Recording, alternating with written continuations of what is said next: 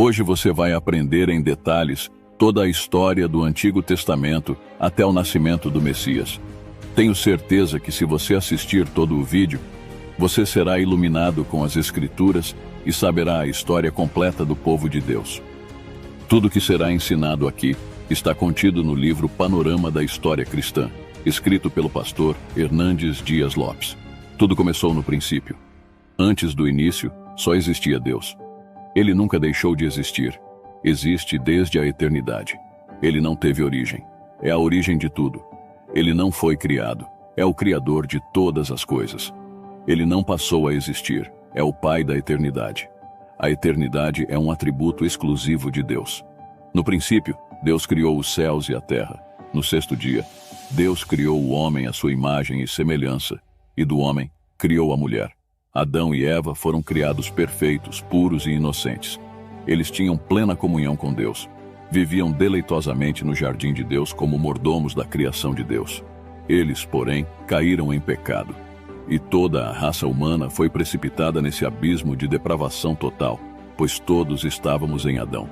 Adão e Eva tiveram 2 filhos, Caim e Abel. Por inveja, Caim matou o irmão, tornando-se o primeiro homicida e fratricida da história. Mais tarde, Adão e Eva tiveram outro filho, Sete. Dele começou a surgir uma descendência santa que se voltou para Deus. Não tardou, porém, que a terra se enchesse de maldade e violência. Deus, então, resolveu eliminar da face da terra o homem que ele havia criado. Mas havia um justo, Noé. Por isso, Deus derramou o juízo por meio do dilúvio, salvando Noé, sua mulher e seus 3 filhos, Sem, Cam e Jafé, com suas respectivas esposas, em uma arca construída por eles. Por meio dos filhos de Noé, Deus recomeçou o povoamento da terra, dando início aos diversos povos. Sem torna-se o pai das nações semitas, Cam torna-se o progenitor das nações africanas e asiáticas, e Jafé, o tronco das nações europeias. Mais tarde, Deus escolhe uma família para formar o povo que seria o instrumento para trazer ao mundo o Messias prometido. Ele chama Abrão de Ur dos Caldeus. Este deixa sua terra e sua parentela e torna-se um peregrino da fé, levantando altares a Deus por onde passava. Seguiu com Abrão seu sobrinho Ló, que veio a ser pai de 2 nações, os Amonitas e os Moabitas. Quando Abraão saiu de Harã, tinha 75 anos. Deus prometeu que ele teria um filho, o filho da promessa, e seria pai de numerosa nação. E nele seriam benditas todas as famílias da terra.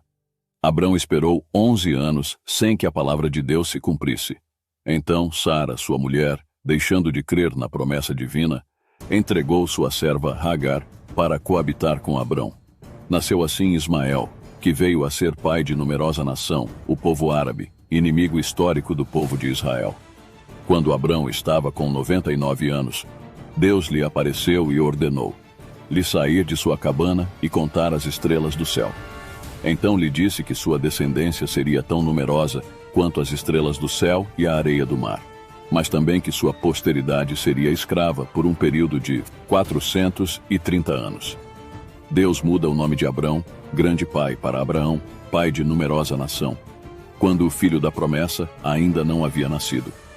Estava Abraão com 100 anos, e sua mulher, Sara, com 90 anos, quando Isaque nasceu. Isaque casou-se com Rebeca, que era estéril. Depois de 20 anos de casados, Rebeca foi curada, e nasceram-lhes 2 filhos gêmeos, Esaú e Jacó. Esaú tornou-se pai dos Edomitas, e Jacó, que na sua conversão recebeu o nome de Israel, tornou-se pai dos israelitas. Jacó teve 12 filhos e uma filha. Por meio de José, o penúltimo filho, a família de Jacó mudou-se para o Egito com 70 pessoas. Lá habitaram a terra de Gósen, região fértil. Essas 70 pessoas se multiplicaram de forma espantosa. Depois de 400 anos no Egito, saem de lá, sob a liderança de Moisés, com 600.000 homens, fora mulheres e crianças, ou seja, cerca de 2 milhões de pessoas. A peregrinação pelo deserto, rumo à terra prometida, que deveria ser feita em 3 meses, leva 40 anos por causa da incredulidade do povo. Dos 12 espias que foram conhecer a terra prometida, 10 voltam com um relatório pessimista e insuflam e amotinam o povo contra Deus e Moisés. Diante dos gigantes daquelas terras, sentiram-se gafanhotos e apequenaram-se, duvidando do poder de Deus. Então Deus os castigou severamente, condenando todo aquele povo a perecer no deserto, permitindo que apenas Josué e Calebe, os espias crentes, entrassem na terra prometida. O povo de Israel andou em círculos no deserto durante 40 anos, um ano para cada dia em que espiou a terra. O deserto torna-se o maior cemitério do mundo, onde perece toda aquela geração que saiu do Egito, exceto os 2 homens que ousaram confiar em Deus a despeito dos gigantes. Após os 40 anos de peregrinação, temos 7 anos de conquista da terra sob a liderança de Josué, mas ainda muita terra restou para ser conquistada. Josué, servo de Moisés, introduziu o povo na terra prometida por um chamado de Deus e por uma capacitação extraordinária. Após a morte de Josué, inicia-se uma longa fase de 330 anos de governo teocrático, chamada de período dos juízes. Foi um tempo de grande instabilidade espiritual e de altos e baixos na vida de Israel. No tempo dos juízes, o povo fazia o que dava no coração. Por causa da dureza do coração do povo de Israel, este foi oprimido por muitos inimigos. Nesse tempo, Deus levantou líderes de grande envergadura, como Gideão, Jefté, Sansão e Samuel. Depois desse longo período, veio uma nova fase, a monarquia. O povo de Israel, olhando para as nações vizinhas, pediu um rei. O povo não queria mais que Deus governasse sobre ele. Samuel, o último juiz, unge então Saul como rei sobre Israel. Saul governa por 40 anos. Começa bem e termina mal. Abre as cortinas do seu governo com humildade, mas depois rende-se à soberba, à crueldade e, finalmente, à rebeldia e à apostasia. Depois dele, Davi reina em seu lugar também por 40 anos, transferindo a capital de Israel de Hebrom para Jerusalém. Seu governo é bem-sucedido. Davi fortaleceu seu reino e tomou-se o mais destacado rei de Israel. Ajuntou fortunas, conquistou terras, venceu exércitos, andou com Deus. Foi um homem segundo o coração de Deus. Mesmo pecando gravemente contra Deus, contra sua família e contra o seu povo, arrependeu-se e foi perdoado por Deus. De sua linhagem veio o Messias. Após sua morte, Salomão, seu filho, reina em seu lugar por 40 anos. Pediu a Deus sabedoria, e Deus lhe deu sabedoria e riquezas. Tornou-se um homem notório em seu tempo. Edificou o templo de Jerusalém e desfrutou de paz em seu governo. Porém, por causa de suas muitas mulheres, tem o coração corrompido. Só na velhice Salomão se volta para Deus e se arrepende de seu pecado. Assim, tivemos 120 anos de reino unido. Saul caiu nas malhas da feitiçaria, Davi no laço do adultério e Salomão nas garras da idolatria. Deus atendeu ao desejo do coração do povo, dando-lhe reis, mas o povo teve de sofrer as consequências dessa insensata escolha. Após a morte de Salomão, o reino foi dividido porque seu filho Roboão recusou-se a levar em conta o clamor do povo para aliviar os impostos abusivos. A pompa, o fausto e o luxo do governo salomônico eram sustentados pelos braços dos trabalhadores. Eles, estrangulados por impostos escorchantes, aproveitaram a transição de governo para reivindicar as mudanças. Como não lograram êxito, não puderam caminhar com o novo rei. Assim, 10 das 12 tribos conspiraram contra Roboão e seguiram um novo líder, Jeroboão I, formando o Reino do Norte, cuja capital veio a ser Samaria. O Reino do Norte durou 209 anos. Esse reino teve 19 reis, oriundos de 8 diferentes dinastias. Nenhum desses reis foi piedoso. Todos se desviaram de Deus e seguiram os caminhos de Jeroboão I. Este rei resolveu usar a religião por interesses políticos. Temendo que seus súditos buscassem Jerusalém para adorar no templo e fossem assim atraídos politicamente pelos reis de Judá, Jeroboão I resolveu construir templos no Reino do Norte, em Betei, Gilgal e Berseba. Neles colocou um bezerro de ouro e induziu o povo a adorá-lo como se fosse o próprio Deus. Todos os 19 reis do Reino do Norte andaram por esse caminho. Todos foram ímpios e perversos. Nenhum buscou a Deus. O Senhor levantou nesse tempo alguns profetas para denunciar o pecado dos reis, da nação e dos profetas da conveniência, assim como dos sacerdotes subornados por dinheiro. Deus levantou nesse tempo os profetas Amos, Oséias e Miqueias. Eles corajosamente confrontaram os desvios da nação, desde o palácio às choupanas, desde os templos rivais ao comércio, desde as ruas aos campos. Eles denunciaram a corrupção política e ergueram a voz contra a religião prostituída. Lançaram o libelo acusatório de Deus contra os poderes executivo, legislativo e judiciário que se haviam corrompido. Denunciaram a injustiça social e a opressão econômica. Convocaram o povo ao arrependimento, mas suas mensagens caíram em ouvidos surdos. No reinado de Acabe, por intermédio de sua mulher Jezabel, foi disseminada em Israel a perniciosa crença em Baal, o deus cananeu da prosperidade. Nesse tempo, Deus levantou o profeta Elias para desmascarar essa divindade pagã e deitar por terra a credibilidade do ídolo abominável. Ainda nesse reino, Deus chamou Eliseu para substituir Elias e realizar um ministério prodigioso. Mas, como Israel não quis ouvir a voz de Deus, o Senhor usou a linguagem da vara e trouxe a Assíria contra a nação de Israel. A Assíria foi a vara da ira de Deus contra Israel. Era um império expansionista, guerreiro e sanguinário. Sempre que dominava um povo, praticava barbáries e atrocidades contra os dominados. Normalmente, ao entrar numa cidade ou vila, deixava os corpos mutilados, empilhando cabeças à porta das cidades conquistadas, expondo as pessoas à mais amarga ignomínia. Após levar o povo do norte para o cativeiro, o rei Sargão II enviou à terra de Israel um misto de outros povos, formando ali uma grande mistura de raças. Ele sabia que a miscigenação racial enfraqueceria o potencial de resistência de um povo. Assim, com aquela mistura racial, formou-se em Israel um povo híbrido, chamado samaritano, que veio a constituir-se num inimigo figadal do povo de Judá. O Reino do Sul, composto pelas tribos de Benjamim e Judá, teve 20 reis, sendo que vários foram piedosos, como Asa, Josafá, Ezequias, Jotão, Uzias, Joás e Josias. Sempre que um rei piedoso subia ao trono, a nação prosperava e crescia econômica, moral, social e espiritualmente.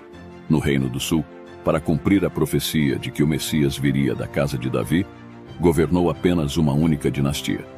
Para falar ao povo de Judá, Deus levantou vários profetas, como Isaías, Miqueias, Joel, Sofonias e Jeremias.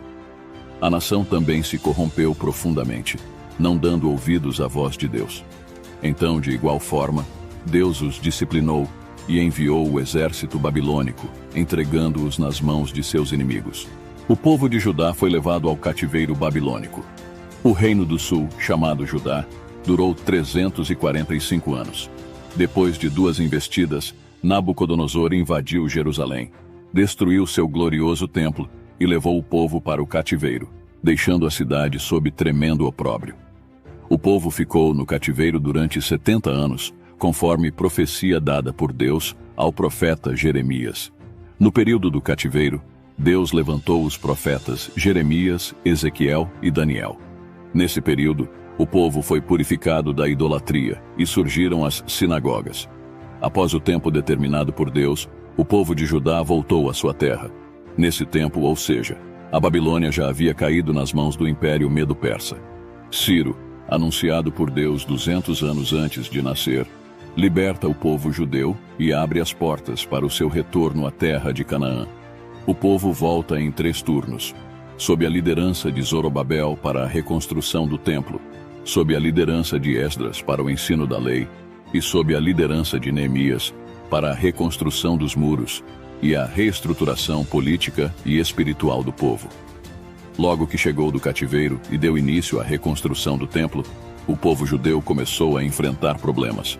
Primeiro, os samaritanos astuciosamente quiseram unir-se a eles na obra, a fim de desestabilizá-los. Como a proposta da parceria foi rejeitada, os samaritanos, numa segunda etapa, começaram a ameaçá-los. A seguir, os samaritanos escreveram ao rei Artaxerxes acusando os judeus de conspiração contra o reino medo-persa. Em face dessa nefasta perseguição, a obra do templo foi paralisada por uns 20 anos. Nesse período, o povo relaxou no seu zelo pela casa de Deus e começou a voltar-se para seus próprios negócios, construindo e embelezando suas próprias casas em detrimento da casa de Deus que estava em ruínas. Nessa época, Deus levantou os profetas Ageu e Zacarias para chamar o povo ao arrependimento. A mensagem desses profetas surtiu efeito rápido e profundo. O povo se arrependeu e voltou com entusiasmo para concluir a reconstrução do templo. Houve então um grande despertamento espiritual, um concerto nas famílias e no sacerdócio e uma volta de todo o coração para Deus. Cerca de 100 anos se passaram e uma nova geração se levantou. Agora, o povo continuava indo ao templo, fazendo seus sacrifícios, mas não honrava mais a Deus. Eles ofereciam a Deus em holocausto animais cegos, doentes e aleijados. Desprezavam a mesa do Senhor, considerando-a imunda. Os sacerdotes se corromperam e deixaram de ensinar a palavra de Deus ao povo. A família foi profundamente afetada. Os casamentos começaram a desmoronar, terminando em divórcio. O povo não acreditava mais que Deus fosse capaz de julgá-lo, por isso relaxou na devolução dos dízimos. Embora continuasse a frequentar o templo, estava longe de Deus. Nesse tempo, Deus levantou Malaquias para chamar o povo ao arrependimento. Assim, encerrou-se o Antigo Testamento, 400 anos antes de Cristo. Depois do profeta Malaquias, temos um longo período de 400 anos, chamado período interbíblico ou período do silêncio profético. Nesse tempo, foram escritos os livros histórico-religiosos não canônicos, os livros apócrifos. Também foi traduzido o Antigo Testamento do hebraico para o grego, dando à luz a famosa versão denominada Septuaginta. O Império Medo-Persa caiu nas mãos do Império Grego. Alexandre, o Grande, depois de conquistar nações e reinos, morreu precocemente aos 33 anos de idade, chorando por não ter mais terras para conquistar. Ele expandiu poderosamente seu império, disseminando a cultura helênica e a língua grega, tão útil mais tarde para a divulgação rápida e sem fronteiras do Evangelho. Com a morte de Alexandre, o reino caiu nas mãos de 4 generais, importando-nos aqui ressaltar o domínio dos Ptolomeus, egípcios, e dos Seleucidas, sírios, que estiveram sempre em conflito. Israel foi ora dominado por um, ora por outro. Nessa época, Antíoco Epifânio ultrajou os judeus sacrificando um suíno no altar do templo em Jerusalém, o que era uma abominação para eles. Esse fato deu início à Guerra dos Macabeus, vencida por Judas Macabeu depois de muito sangue derramado. Mais tarde, no ano 63 a.C., Pompeu conquistou Jerusalém e os romanos passaram a dominar Israel. Antípater, da família edomita, foi nomeado rei em Israel. Depois de sua morte, seu filho Herodes, o Grande, reinou em seu lugar. Herodes, o Grande, foi um grande administrador. Ele ampliou e embelezou o templo de Jerusalém. Construiu o porto de Cesareia, abrindo caminho para o comércio internacional e facilitando as viagens dos missionários para o mundo. Construiu a fortaleza de Massada e muitos palácios e fortalezas. Porém, Herodes era um homem inseguro e violento. O medo de perder o trono o atormentou durante toda a sua vida. Casou-se 10 vezes. Teve muitos filhos. Quando se casou com Mariana, mulher da nobreza, mandou matar todos os nobres de sua família, com medo de perder o seu trono. A pedido de sua sogra, nomeou Aristóbulo, seu sobrinho, com apenas 17 anos de idade, como sumo sacerdote de Jerusalém. Mais tarde, ao ver que este conquistava a simpatia do povo, mandou matá-lo. Sua sogra, com medo, fugiu para o Egito. Mas Herodes enviou seus emissários atrás dela para matá-la. César Augusto o chamou a Roma por causa de suas atrocidades.